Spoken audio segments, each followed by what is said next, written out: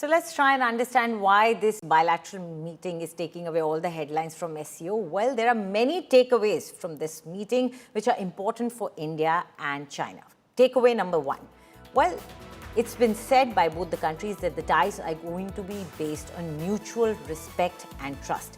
Trust is extremely important because earlier India, which had extended a hand of friendship, had faced some trust issues as far as China is concerned. And this is important for India now. The takeaway number two, they are trying to re-establish the direct flights between India and China soon. This is going to give us not just movement of people, but also movement of culture, will build trust, and it is important for people-to-people connect between the two countries. Takeaway number three, focus on cultural ties like Kailash Yatra, which is extremely important for the Indians, and China realizing that and trying to offer an olive branch has resumed that. This is extremely important. Now, takeaway four, the border management agreement between India and China. Well, you have to understand, India and China have had a border management system for many years, and agreements after agreements have come. Now, this has started from 1993 and continues till date.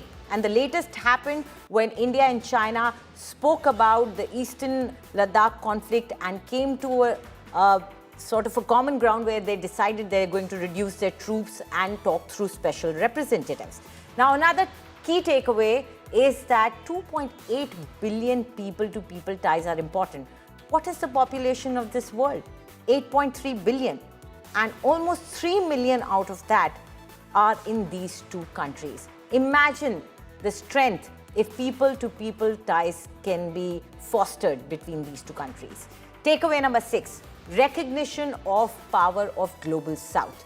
Well, as Gaurav and Pranay were saying earlier, that US may want a unipolar world, but the truth is that the Global South is rising.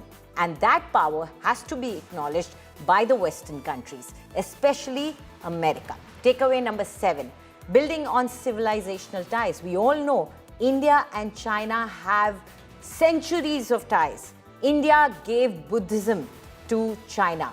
We've had scholars, we've had monks traveling between the two countries, and these civilizational ties are something that we need to preserve and build on. Takeaway number eight, focus on long-term relationship.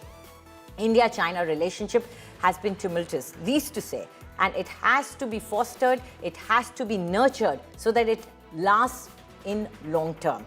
Takeaway number nine, a clear mention of changing global order. This is important because India has constantly and consistently been saying that the global order is changing and it has to be acknowledged by the people who propagated the earlier global order. And this is what China is also now ready to acknowledge and help India with in making the Western countries acknowledge.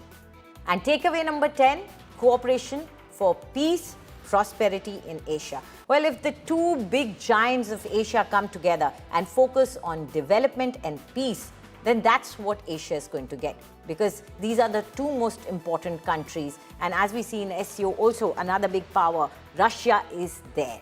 So that's important. Now, Pranay, we just mentioned what are the 10 key takeaways from this bilateral meet.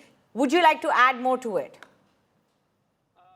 Very nicely and beautifully represented the entire crux of this meeting. What are the big takeaways? What did India get out of it? But what are the red lines, or what are the prerequisites which was underlined by Prime Minister Narendra Modi? Look, there are three important things.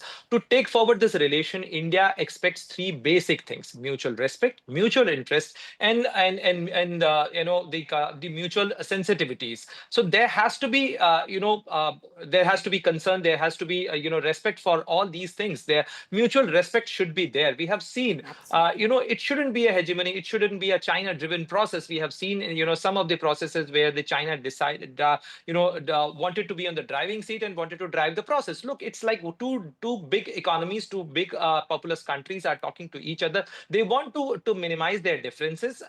Also, we cannot wish away the problem. Look, we are bound by geography. We are the neighboring countries. And historically, Anjali, if you see, it never happened in the history that two big civilization, two old civilization, and two rising superpowers, grew side by side. This is happening for the first time. And we have to be mindful about it. The 3,488 kilometers of unresolved border remains a problem. President Xi Jinping might have underlined the fact that let us not, get our relationship be constrained by the border issue only. But border remains a concern. And this also remains a fact, Anjali, that around 43 square kilometer area of India remains under Chinese occupation. We cannot, forget about that. Okay, we have agreed to deal with this issue. We have agreed to all the border mechanism. We want to engage with China to resolve the border, which was also acknowledged by the Chinese side that there should be a fair mutually Right. acceptable and reasonable solution to border. But we have to be mindful about these facts. And besides Absolutely. that, the Chinese interest and Chinese involvement in the POK, CPEC, these remain a concern area for India. Absolutely. That's why the phrase I would use as far as this meeting is concerned, that there is a cautious optimism. Cautious optimism. Okay, that's a nice phrase to use, Pranay. Thank you very much for telling us what exactly this bilateral means for India and for China as well.